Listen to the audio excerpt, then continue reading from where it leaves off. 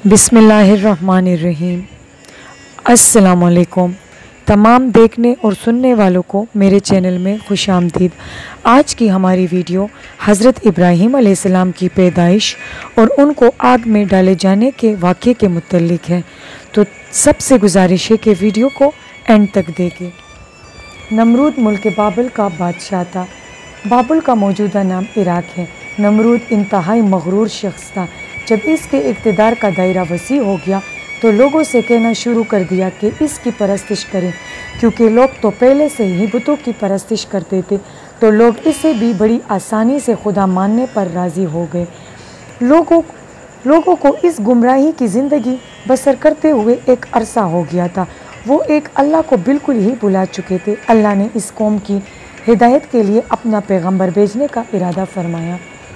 नमरूद ने दरबार में मौजूद कई नजूमी थे। एक नजूमी ने नमरूद से कहा, अगर इजाज़त हो तो एक बात अर्ज़ करूं, आपकी सल्तनत में एक बच्चा पैदा होने वाला है जो बुत परस्ती को ख़त्म कर देगा और लोगों को अपने दीन की जानिब बुलाएगा और आपकी हुकूमत ख़त्म कर देगा। ये सुनकर नमरूद ने अपने दरबार में मौजूद दूसरे नजूमियों की तरफ देखा। सब इसकी बात को ठीक करार दे रहे थे। नमरूद ने गुस्से में आकर कहा, सारी औरतों और मर्दों को एक दूसरे से अलग कर दो ताकि कोई बच्चा पैदा ही ना हो, और हुक्म दिया जो बच्चा पैदा हो उसे कत्ल कर दिया जाए। बाबुल में जो बच्चा पैदा होता कत्ल कर दिया जाने लगा। इस मुल्क बाबल में एक खातून जिसका नाम नोना बताया है हामला थी, मगर इनके हमल के आसार को अल्लाह ने छुपाया था। जब इसके बच्चे की पैदाइश का वक्त आया तो वो शहर से बाहर एक गार में पनाह ले ली और बच्चे को इस गार में जन्म दिया, और फिर बच्चे को गार में लेटाकर अल्लाह से दुआ की, ए अल्लाह, मैं अपने जिगर के टुकड़े को इस गार में लेटाकर जा रही हूँ और जालिमों से इसको बचाना। फिर वो बच्चे को बोसा देकर चली गई। जब वो दूसरे दिन अपने बच्चे को गार में देखने आई तो इनका बच्चा अंगूठा चूस रहा था। इस बच्चे के अंगूठे से दूध जारी था। ये बच्चा कोई और नहीं बल्कि हज़रत इब्राहीम अलैहिस्सलाम थे। अल्लाह ने इब्राहीम अलैहिस्सलाम के अंगूठे में दूध पैदा किया था और इस तरह इब्राहीम अलैहिस्सलाम को ग़िज़ा पहुँचती रही। इस ग़िज़ा से इब्राहीम अलैहिस्सलाम इतना बढ़ते एक दिन में जितना एक महीने में आम बच्चा बढ़ता है। इब्राहीम अलैहिस्सलाम की माँ इनको देखने रोज़ाना गार में आती। जब आपकी उम्र 2 साल हो गई तो वो बातें करने लगी। जब आपकी उम्र 7 साल हो गई तो आपकी वालिदा बड़ी बड़ी बातें और इखलाक सिखाने लगी कि बुज़ुर्गों की इज़्ज़त करना, अल्लाह के पैगंबरों के वाक़यात सुनाया करती थी। पर उन्हें कहाँ मालूम था कि वो जिस बच्चे की तालीम व तरबियत में लगी है वो ख़ुद एक पैगंबर है। आपने ज़िंदगी के 13 साल इसी गार में गुजारे। उन्होंने एक दिन अपनी वालिदा से कहा, मुझे भी अपने साथ ले चले, जिस पर वालिदा ने बोला, नहीं बेटा, शहर में तुम्हारे लिए ख़तरा है। एक दिन आप गार से निकलकर शहर चले। इब्राहीम अलैहिस्सलाम का एक चचा था जिनका नाम अज़र था। तो रात में अज़र को इब्राहीम का चचा कहा गया है, जबकि इनके वालिद का नाम तारिक था। कुरान मजीद में इनके वालिद का नाम अज़र कहा गया है। बहुत से उलमा का कहना है कि अज़र इब्राहीम अलैहिस्सलाम का बाप ना था, बल्कि इनके वालिद का नाम तारिक था। वो मुसलमान थे। रबाब नसब का भी इसी पर इत्तेफाक है कि इब्राहीम अलैहिस्सलाम के वालिद तारिक थे। लिहाजा कुरान मजीद और अक्सर हदीसों में मौजूद में अज़र को बाप कहा गया है। इनका चचा मिट्टी और लकड़ी से बुत बनाता, इनको पूछता और इनकी ख़रीदो फरोख्त करता। जब इब्राहीम अलैहिस्सलाम गार से निकलकर शहर पहुँचे और अपने चचा के पास पहुँचे तो उन्होंने हज़रत इब्राहीम अलैहिस्सलाम को भी अपने बेटों के साथ बुत बेचने के लिए भेजा।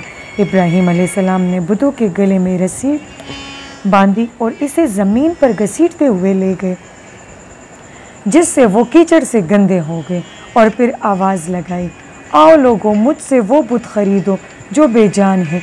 बुतों के साथ इब्राहीम अलैहिस्सलाम का ये सलूक था। ये सलूक बुत परस्तों की नज़र में इंतहाई तौहीन थी। बात यहाँ तक पहुँची कि आपके चचा आपको नसीहत करने लगे। इब्राहीम अलैहिस्सलाम चचा से कहने लगे, आप बुत बनाते हैं جو بول سکتے نہیں، سن سکتے نہیں، نہ کسی کو نفع دے سکتے نہ نقصان۔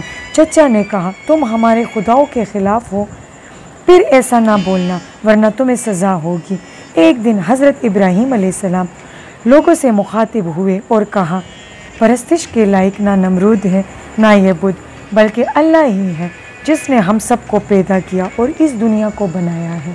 ابراہیم علیہ السلام کا نام اور پیغام تیزی سے پھیلنے لگا، لوگ ان کی بات غور سے سننے لگے۔ جب یہ بات نمرود کے دربار میں پہنچی تو انہوں نے کہا یہ کون لڑکا ہے؟ لوگوں نے کہا یہ ازر کے گھر میں جوان ہوا ہے۔ نمرود نے اسے فوراً اپنے دربار میں بلانے کو کہا۔ ابراہیم علیہ السلام نمرود کے دربار میں پہنچے۔ نمرود نے پوچھا یہ کون خدا ہے جس کا تم لوگوں کو بتاتے ہو؟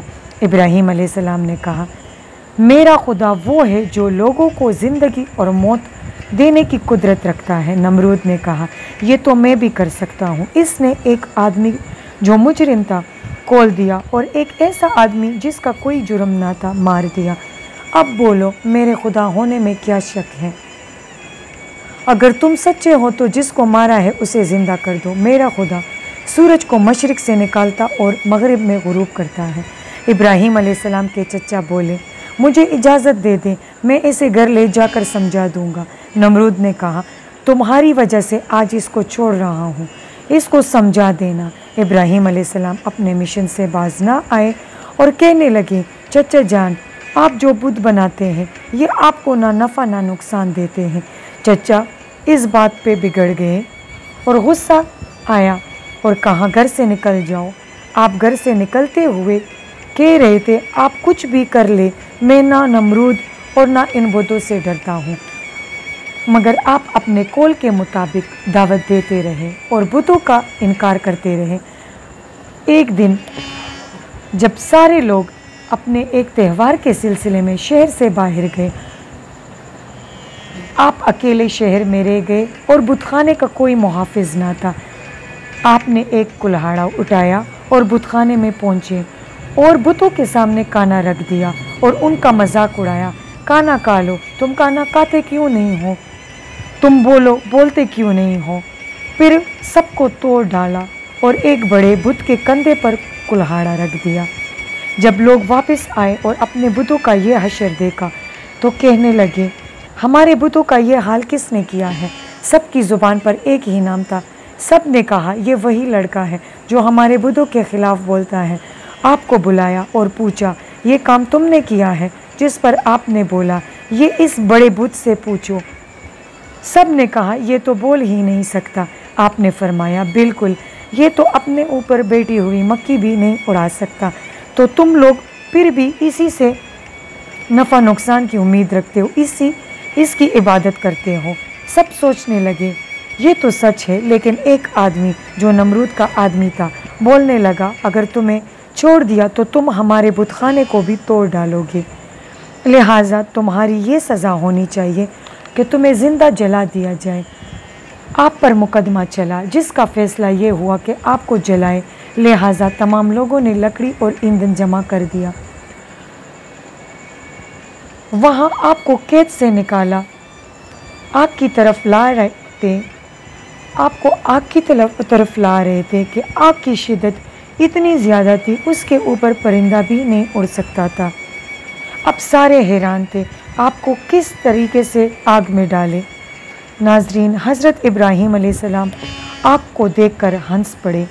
آپ اس اونچے مینار کو بھی دیکھ رہے تھے جو میدان سے کچھ فاصلے پر تھا، جس میں ایک خوبصورت کمرہ تھا جہاں نمرود کے ساتھ وزیر اور مشیر بیٹھے تھے۔ آگ کی شدت بہت زیادہ تھی، سب یہی سوچ رہے تھے کہ آپ کو آگ میں کیسے ڈالے۔ تب لوگوں کے دماغ میں شیطان نے منجنی کا تصور ڈالا۔ امام جعفر صادق سے منقول ہے کہ منجنی دنیا میں سب سے پہلے ابراہیم علیہ السلام کے لیے کوفے میں کوہ سار نامی نہر کے کنارے بنائی گئی اور اس منجنی کو شیطان نے بنایا تھا۔ آپ کو منجنی کے ذریعے آگ میں ڈالا گیا۔ اس وقت زمین اور آسمان سے فریاد بلند ہوئی اور کائنات کی ہر شے آپ کی مدد کی خواہش ظاہر کر رہی تھی۔ زمین نے کہا اے اللہ مجھ پر تیری عبادت کرنے والا سوائے ابراہیم کے اور کوئی نہیں، کیا تم راضی ہو کہ اس کو لوگ جلا دے؟ فرشتوں نے کہا تیرے خلیل ابراہیم کو آگ لوگ جلا رہے ہیں۔ اللہ نے فرمایا اگر مجھ سے مدد طلب کرے گا تو ضرور قبول کروں گا۔ آپ نے اللہ سے دعا کی۔ اس وقت جبرائیل علیہ السلام آپ سے ہوا میں ملاقات کی اور کہا اے ابراہیم مجھ سے کوئی حاجت ہے؟ آپ نے فرمایا تم سے کوئی حاجت نہیں، پر سب کے پروردگار سے ضرور ہے۔ پھر اللہ نے آگ سے کہا سرد ہو جا، اور وہ سرد ہوئی، اور وہاں جبرائیل علیہ السلام آپ سے گفتگو میں مشغول ہوئے۔ کہتے ہیں کہ چپکلی آگ کو پھونکے دے رہی تھی اور مینڈک آگ میں پانی ڈال رہا تھا۔ اللہ نے حکم دیا تھا آگ کو کہ سرد ہو جا، اور یوں ابراہیم علیہ السلام کو اللہ نے آگ سے نجات دی۔ یہ سب دیکھنے کے بعد نمرود آپ کے پاس آیا اور کہا حیرت ہے کہ تمہارا حکم آگ پر چلتا ہے، جس پر آپ بولے یہ سب اللہ کی قدرت ہے۔ نمرود کو ڈر تھا کہ کہیں لوگ آپ پر ایمان نہ لائے۔ اس نے لوگوں کو لالچ اور کچھ کو ڈرا دھمکایا، اور پھر آپ کے بارے میں کہا آپ کو شہر بدر کر دیا جائے۔ آپ بھی نمرودیوں کے ساتھ اسی شہر میں رہنے پر خوش نہیں تھے۔ آپ اس بات پہ آمادہ ہو گئے کہ شہر کو چھوڑ دیں۔ آپ اپنی بھیڑ بکریوں سمیت روانہ ہوئے۔ نمرود نے حکم دیا کہ یہ سب آپ سے ضبط کیا جائے، جس پر آپ نے بولا اگر تم مجھ سے یہ سب لینا چاہتے ہو تو جتنے عرصے میں نے یہ بھیڑ بکریاں جمع کی ہے تم مجھے وہ عمر لوٹا دو۔ جب بات بڑھ گئی تو یہ مقدمہ نمرود کے ایک منصف کے پاس پہنچا۔ اس نے فریقین کے بیانات سنے اور سننے کے بعد فیصلہ ابراہیم علیہ السلام کے حق میں دیا، تو آپ اپنی بیوی سارہ اور بھتیجے لوط کے ساتھ بابل چھوڑ کر چلے۔ آگ سے نجات کے بعد آپ نے نمرود کو دین کی دعوت دی، جس پر نمرود بولا کہ میں نے خدا سے لڑنا ہے اور جنگ کرنا ہے۔ اور ایک دن نمرود اپنے لشکر کے ساتھ میدان میں آیا۔ آپ تنہا اس کے مقابلے میں کھڑے ہوئے تھے، یہاں تک کہ اللہ نے مچھروں کا ایک لشکر بھیجا جو لشکر والوں پر حملہ آور ہوئے، ان کے سر اور ناک میں کے ساتھ لپٹ گئے، سب بھاگ گئے، ذلیل رسوا ہوئے، لیکن پھر بھی ایمان نہ لائے۔ تو اللہ نے ایک مچھر کو حکم دیا کہ اس کے دماغ میں گھس جائے اور